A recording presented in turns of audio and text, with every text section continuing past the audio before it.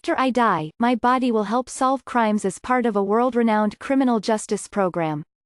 Most of us hope to be remembered after death for the ways we contributed to society during our lives. I want to keep contributing even after I'm gone. The part of me that proudly checks the organ donor box every time I renew my driver's license has always been offended at the idea of throwing away the rest of a perfectly good human body. The obvious solution of donating myself to a medical school just kicks the can a few months down the road, since a body can be dissected only once. What I really want is to be as useful as possible for as long as possible.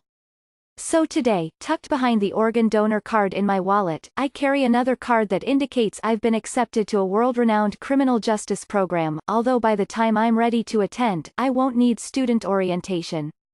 Once I breathe my last, I'll be shipped to the University of Tennessee in Knoxville to spend my afterlife at the school's Forensic Anthropology Center, better known as the Body Farm. There, students and researchers will study my decomposing body to learn how to recover human remains, estimate time since death, and piece together who I might have been.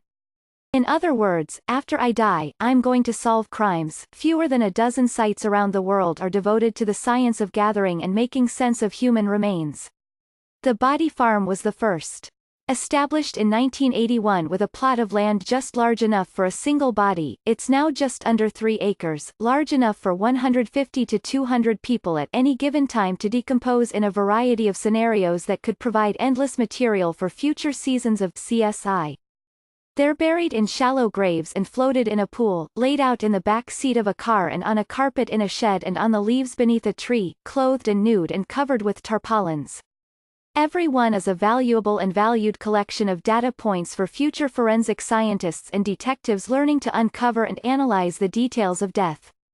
I first heard of the Body Farm when I wandered into an art gallery and was transfixed by an ethereal yet bracing black and white image of an anonymous body in an advanced state of decay. I took a snapshot of the label, which identified it as part of the photographer Sally Mann's What Remains series, shot at the Forensic Anthropology Center in 2006. Months later, I looked up the center and discovered it had a body donation program. The Body Farm doesn't solicit body donations, its director, Donnie Wolf Stedman, told me, because it doesn't need to. The staff participates in documentaries and gives presentations to educate the public about what it does and why it matters. People who are interested get in touch because they like the idea of their bodies being used to help the criminal justice system.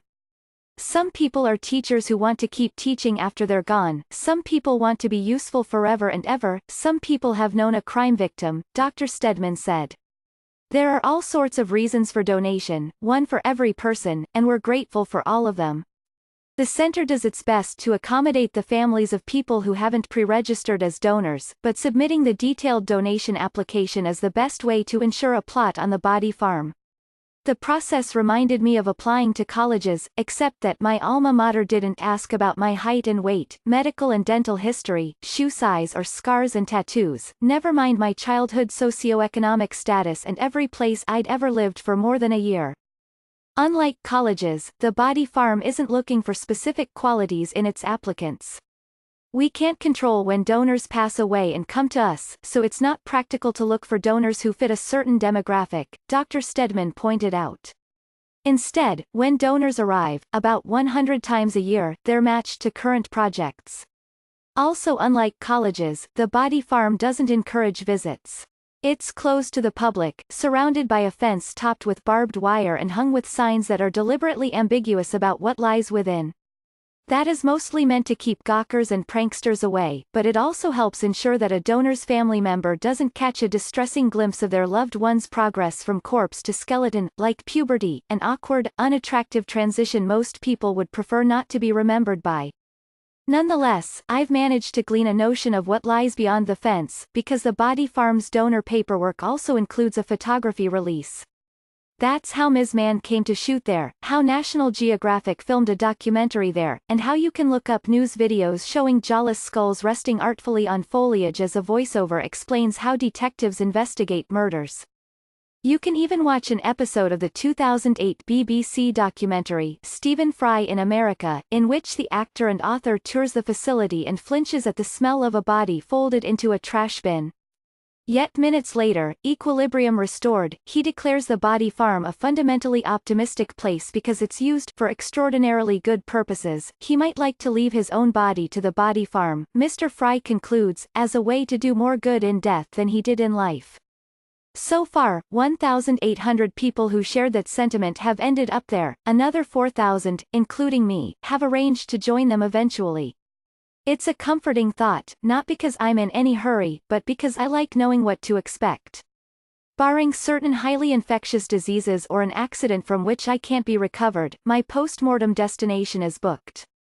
When it's time for me to head to Knoxville, I've instructed my loved ones to dress me in a favorite t-shirt quoting a Frank Turner song, "Not dead yet, I don't have a spouse or children to object," and I hope that will amuse the Body Farm's staff members as they match me to my paperwork, confirm that I have no preferences about my disposition. Some donors specify that they want to be placed face up, or clothed, or not in water, and cart me out to wherever they need me to be.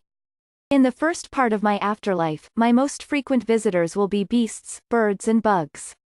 The only humans to see me will be students and researchers. If I'm exposed to the elements in the heat of summer, this stage could take a few months. If I become part of a longer experiment, like one measuring and identifying the gases a buried body emits over time, I might be in the field for years.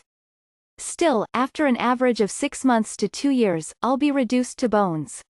At that point, my remains will move indoors to the W.M. Base donated skeletal collection, a permanent, curated collection representing a cross-section of Americans of many ages, ethnicities and walks of life. This promotion comes with more privacy, an acid-free archival box in a climate-controlled storage facility named after the Body Farm's founder.